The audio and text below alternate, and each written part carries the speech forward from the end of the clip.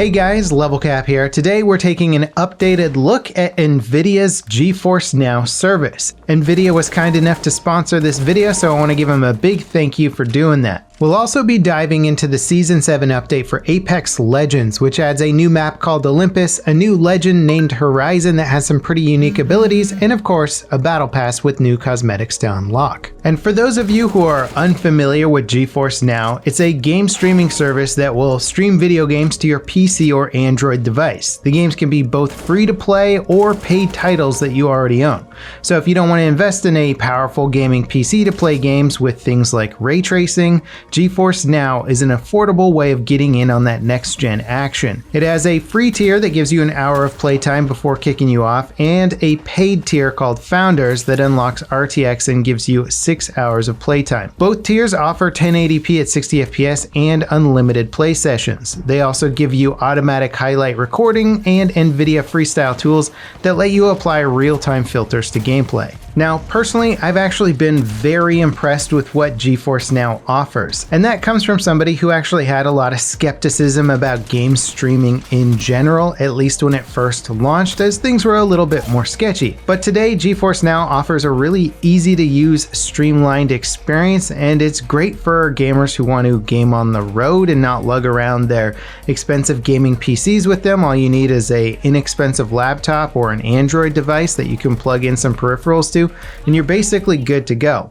Also, if you just don't want to have to maintain an expensive gaming PC or continuously upgrade your gaming PC, this is a great alternative to that. You don't have to be tech savvy to get into it and play the latest and greatest titles with things like RTX enabled. Playing games like Portal 2, Hitman, City Skylines, No Man's Sky, or Control was honestly just such a great time. The visuals hold up, and because they're running on dedicated server hardware, you really don't run into any technical issues or background processes ruining your gameplay experience. Now, what about competitive shooters though? Games that really benefit from having the lowest latency possible. Doesn't game streaming add a little bit of extra latency onto the entire gaming experience? Well, yes, it does technically, but I was actually really surprised by just how competent GeForce Now was, even in those kind of competitive gaming environments. I decided to challenge myself by trying to get a win in Apex Legends playing on only GeForce Now. Now, of course, I wanted to give myself every advantage possible just to see how fast GeForce Now could run, so I used competitive mode that runs games at 720p, 120 FPS.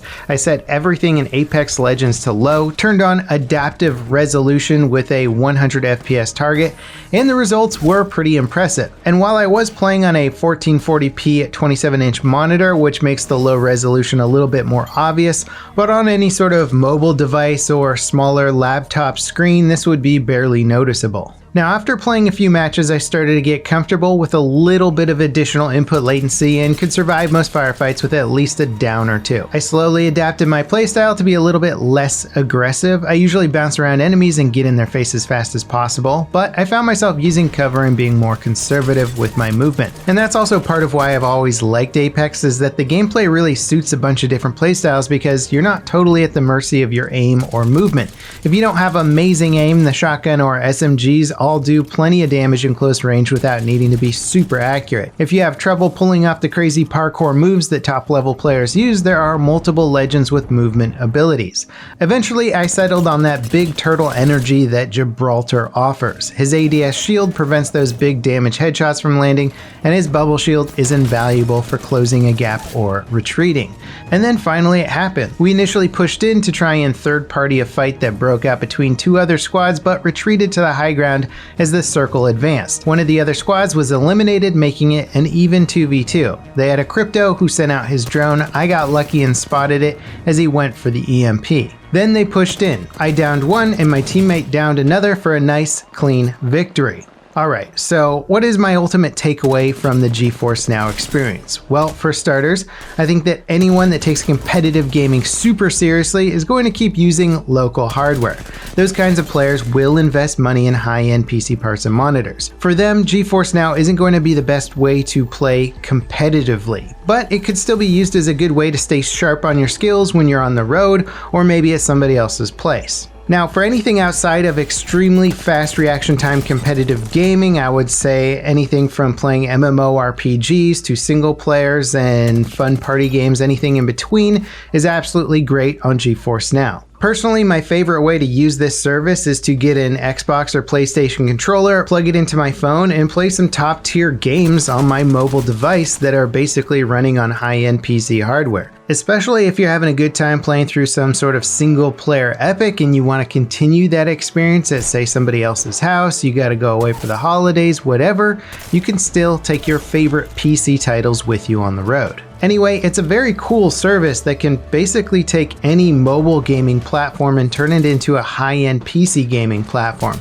Get yourself a nice Android tablet, a cool Xbox Elite controller, and you have a badass gaming system for not really too much money. Anyway guys, that's all I have for you today. I am really curious to hear what your experiences have been with game streaming. Have you tried GeForce Now? If you're interested, there is a link to their sign up page in the video description. Like I said at the start of the video, they have a free and paid tier, so hop on over and try it out for free if you want. Once again, a big thank you to NVIDIA for sponsoring this video. Thanks for watching guys, and I'll see you next time. This is LevelCap signing off.